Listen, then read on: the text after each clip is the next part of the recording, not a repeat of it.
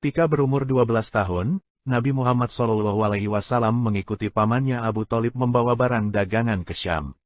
Sebelum mencapai kota Syam, baru sampai ke Busra, bertemulah kafilah Abu Thalib dengan seorang pendeta Nasrani yang alim, Buhairo namanya. Pendeta itu melihat tanda-tanda kenabian pada diri Muhammad SAW. Maka dinasehatilah Abu Thalib agar segera membawa keponakannya itu pulang ke Mekah, sebab dia khawatir kalau Muhammad SAW ditemukan oleh orang Yahudi yang pasti akan menganiayanya. Abu Thalib segera menyelesaikan dagangannya dan kembali ke Mekah. Nabi Muhammad SAW sebagaimana biasa, pada masa kanak-kanak itu, dia kembali ke pekerjaannya menggembala kambing, kambing keluarga dan kambing penduduk Mekah yang lain, yang dipercayakan kepadanya. Pekerjaan menggembala kambing ini membuahkan didikan yang amat baik pada diri Nabi, karena pekerjaan ini memerlukan keuletan, kesabaran dan ketenangan serta keterampilan dalam tindakan. Di waktu Nabi Muhammad SAW berumur 15 tahun, terjadilah peristiwa yang bersejarah bagi penduduk Mekah, yaitu terjadi peperangan antara suku Quraisy dan Kinanah di satu pihak, dengan suku Qais Ailan di lain pihak. Nabi Muhammad SAW ikut aktif dalam peperangan ini, memberikan bantuan kepada paman-pamannya dengan menyediakan keperluan peperangan. Peperangan ini terjadi di daerah suci, pada bulan-bulan suci pula, yaitu pada bulan Zulkaidah. Menurut pandangan bangsa Arab peristiwa ini adalah pelanggaran terhadap kesucian, karena melanggar kesucian bulan Zulkaidah, sebenarnya dilarang berkelahi, berperang menumpahkan darah. Oleh karena demikian, perang itu dinamakan Harbul Fijar yang artinya, perang yang memecahkan kesucian.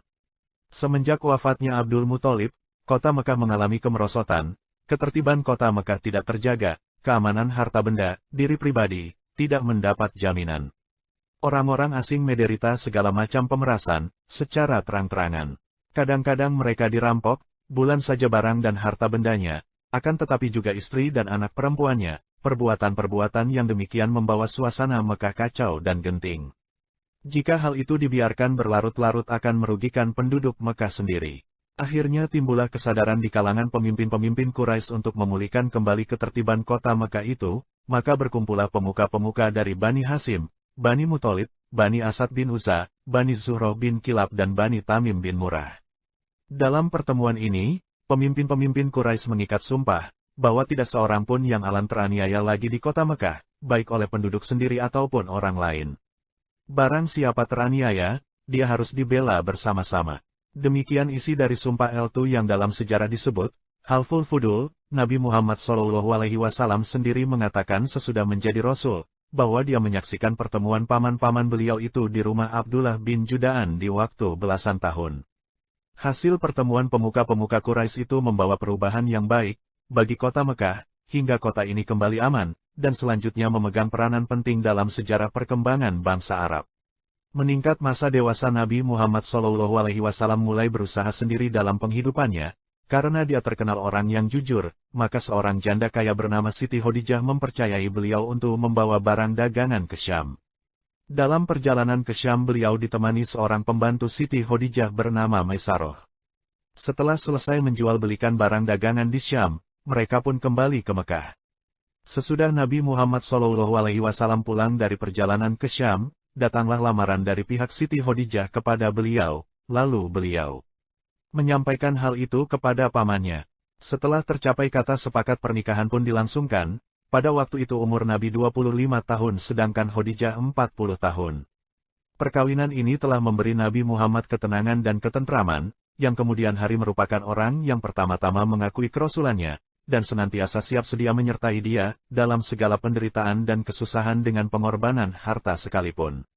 Nabi Muhammad bertambah populer di kalangan penduduk Mekah, sesudah beliau mendamaikan pemuka-pemuka Quraisy dalam sengketa mereka memperbaharui bentuk Ka'bah. Pada permulaannya mereka nampak bersatu dan bergotong royong mengerjakan pembaharuan Ka'bah itu, tetapi ketika sampai kepada peletakan batu hitam Hajarul Aswad ke tempat asalnya, terjadilah perselisihan sengit antara pemuka-pemuka Quraisy. Mereka masing-masing merasa berhak untuk mengembalikan batu suci itu ke tempat asalnya semula. Akhirnya disepakati yang akan menjadi hakim adalah orang yang pertama datang, dan pada saat yang kritis ini, datanglah Nabi Muhammad yang disambut dan segera disetujui mereka, maka diambillah sehelai kain, lalu dihamparkannya dan Hajarul Aswad. Diletakkannya di tengah-tengah kain itu, Kemudian disuruhnya tiap-tiap pemuka golongan Quraisy bersama mengangkat tepi kain ke tempat asal Hajarul Aswad itu. Ketika sampai ke tempatnya, maka batu hitam itu diletakkan dengan tangannya sendiri ke tempatnya. Dengan demikian selesailah pertengkaran itu dengan membawa kepuasan pada masing-masing golongan. Pada waktu kejadian ini usia Nabi Muhammad sudah 35 tahun dan dikenal dengan nama Al-Amin.